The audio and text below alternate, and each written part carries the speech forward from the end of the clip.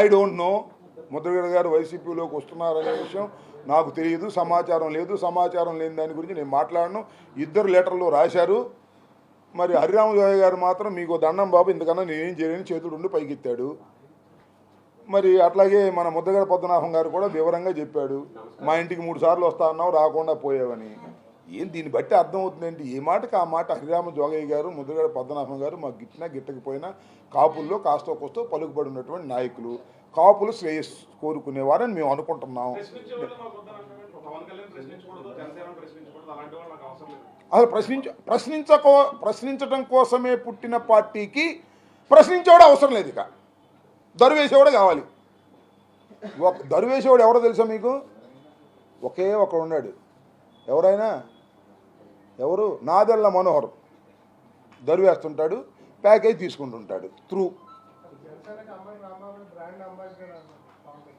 నేను అన్నాడా? ఎప్పుడు?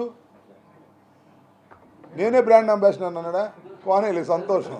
అంటే జనసేన అనే రాజకీయ పక్షం కాదు, అది అమ్ముడు పోయే పక్షం అని చెప్పే బ్రాండ్ అంబాసిడర్ నేను, నిరూపించేవాడిని కూడా నేనే.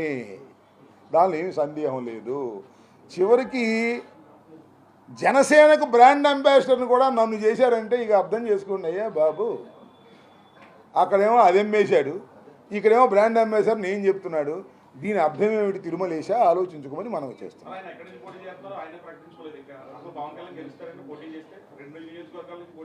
నాకు తెలిసి గెలవడు. చంద్రబాబే డౌటు. ఇంకా పవన్ కళ్యాణ్ ఎక్కడ గెలుస్తాడు నాకు అర్థం కాల. పవన్ కళ్యాణ్ గారు పోటీ చేసిన చోట నిన్న చంద్రబాబు మాట్లాడంగానే కుర్చీలు ఖాళీ చేసి వెళ్ళిపోయినట్టుగానే వేస్తారు వెన్నుపోటు. దానిలో అనుమానం లేదు. నమ్మిన అంటాం బాగానే, డైలాగ్ బాగానే ఉందిగా, వైనాట్ పులివెందులని. ఆ డైలాగులు చూద్దాం వాటి సంగతి ఏంటో రాబోయే కాలంలో. అవునే చెప్పని నన్ను అదేదో పులివెందుల వైనాట్ పులివెందుల అంటే మేము మేము సిద్ధం అన్నాం, మేము కూడా సిద్ధం అంటున్నారు. మేము ముందు డైలాగ్ అనాలి, ఆ తర్వాత దాన్ని క్యాచింగ్ అనాల్సింది తప్ప ఏముంది వాళ్ళ దగ్గర. కుప్పంలోనే ఓడిపోబోతున్నారు అనగానే పులివెందులో కూడా మీరు ఇట్లాంటి ఏడుపులు తప్ప స్వయంగా వండి వార్చేటటువంటి పద్ధతే వాళ్ళ దగ్గర లేదు. అడగండి సార్ మీరు. భారతీయ జనతా పార్టీ గురించి నిన్న రఘురామకృష్ణ కూడా తీవ్రంగా వ్యాఖ్యలు చేశారు. ఏమని? పవన్ కళ్యాణ్ చాలా ప్రయాసపడ్డాడు, త్వరలో అయిపోతుంది. మీరు తొందరగా నాలాగా ఉపన్యాసం చెప్పకుండా ప్రశ్న అడిగేసాను, చెప్పేస్తాను. త్వరలో పొత్తు అవుతుంది, చాలా ప్రయాసపడ్డాడు. అది నాకు ఇప్పుడు మీకు దండం పెడతానండి. రాజకీయాల్లో మాతో పొత్తు అవుద్ది, మాతో పొత్తు అవుద్దని వీళ్ళు చెప్పుకోవడం తప్ప అక్కడ వాళ్ళు చెప్పాలిగా మేము పొత్తులో ఉన్నామని. చెప్పేదాకా ఎట్లా నమ్ముతాం? వాళ్ళ పొత్తులో లేకోకుండానే అదేదో స్వామి చెప్పినట్టుగా ఏకలవ్యుడు ఆయన ఎవరో గురువు గారిని ఎక్కడో పెట్టుకుని చేశాడంట. అట్లా చేసుకుంటే మనం ఏం చేస్తాం? అలాంటి రాజకీయాలు నాకు అర్థం కాలేదు. అఫ్కోర్స్ భారతీయ జనతా పార్టీ పొత్తులో కలుస్తుందా కలవద్దా, that is a different matter. వాళ్ళు మా పొత్తులో ఉన్నారని వీళ్ళు చెప్పుకుంటున్నారు తప్ప వాళ్ళు చెప్పట్లేదే. వాళ్ళని కూడా చెప్పమని మాకేం ముగ్గురు కట్టగట్టుకునే రమ్మనండి, మాకు ఏ విధమైన అభ్యంతరము లేదు. అసలు జనసేన అనేది భారతీయ జనతా పార్టీతో పొత్తులో ఉందా లేదా? ఉంటే ఈ డ్రామా ఏంటి? చచ్చేంత వరకు నా స్నేహం అలాగే ఉంటుంది, నా శత్రుత్వం అలాగే ఉంటుంది అన్న పెద్ద మనిషికి ఏం చెప్పాలి? భారతీయ జనతా పార్టీ పొత్తులో ఉంటే భారతీయ జనతా పార్టీ పర్మిషన్ లేకోకుండానే జైలు ముందుకు వచ్చి మేము పొత్తులో ఉన్నామని చెప్పేటటువంటి అనైతికమైన రాజకీయవేత్త పవన్ కళ్యాణ్. అవునా కాదా? ఇదే అంబాసిడర్ అంటే, జనసేనకు అంబాసిడర్ అంటే ఇదే అంబటి రాంబాబు. ఇది చెప్తాడు.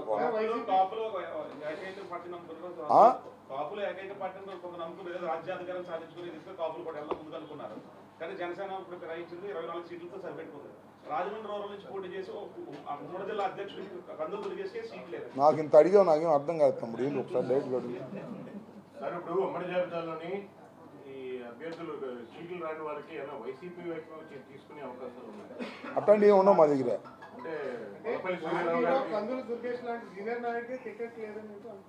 కందులు దుర్గేష్ లాంటి సీనియర్కే టికెట్ లేదు అంటే వాళ్ళని ఆలోచించుకోమని, దుర్గేష్ని ఆలోచించుకోమని. దుర్గేష్ మాకు మిత్రుడే, మేమంతా కాంగ్రెస్ పార్టీలో పనిచేసాం. రాజశేఖర్ గారి టైంలో ఆయన ఎమ్మెల్సీ ఏదో మా పార్టీలోకి వచ్చాడు, మన తర్వాత జనసేనలోకి వెళ్ళాడు. అక్కడ కూడా టికెట్ ఉందో లేదో తేల్చుకోమని. మాకెందుకు అది? వాళ్ళు కింద మీద పడమని, మాకు ఏ విధమైన అభ్యంతరం లేదు. నిన్న రాజోల నుంచి గొల్లపల్లి సూర్యారావు గారు వైసీపీలో చేరారు. అలా ఎవరన్నా చేరతానంటే అన్కండిషనల్గా చేర్చుకోవడానికి సిద్ధంగా ఉంటాం పరిశీలించిన తర్వాత. అవన్నీ ఇక ఎంపీ అభ్యర్థికి అవన్నీ అన్ని గ్యాసిప్స్ జగన్మోహన్ రెడ్డి గారి నిర్ణయాలు తర్వాత ఉంటాయి. అలాంటి పెద్ద పెద్ద ప్రశ్నలకు జగన్మోహన్ రెడ్డి గారు చెప్తారు, నన్ను కాదు. ఇంకా ఇట్లా డైలాగులు బాగానే ఇస్తారు ఎవరు రాసిస్తే. పవన్ కళ్యాణ్ గారేగా చంద్రబాబు డైలాగులు రాస్తుంటారు ఇలాగే. అదే మడత పెట్టి మడత మాంసంలో పెడతానంటాడు. ఇవన్నీ ఎందుకు స్వామి? ఊరినే సొల్లు కబుర్లు ఎందుకు చెప్పమంటున్నా నేను. ఎందుకు ఇస్తారండి? ఎవరు ఆశించి వచ్చారండి? మీకు ఎవరు చెప్పారు? ఆయన చెప్పాడా? కాదబ్బా, ఆయన చెప్పాడా? జగన్ గారు చెప్పారు? చెప్పలేదు కదా. చేరతారు. ఆ పార్టీలో సీట్లు రాని వాళ్ళు ఈ పార్టీలో సీట్లు రాని వాళ్ళు మా పార్టీలో చేరితే చేరతారు, మా పార్టీలో సీట్లు ఆ పార్టీలో చేరుతారు. ఇదంతా రాజకీయంగా జరుగుతూ ఉన్న విషయాలు. సీట్లేం ఖరారు కాలేదు కదా.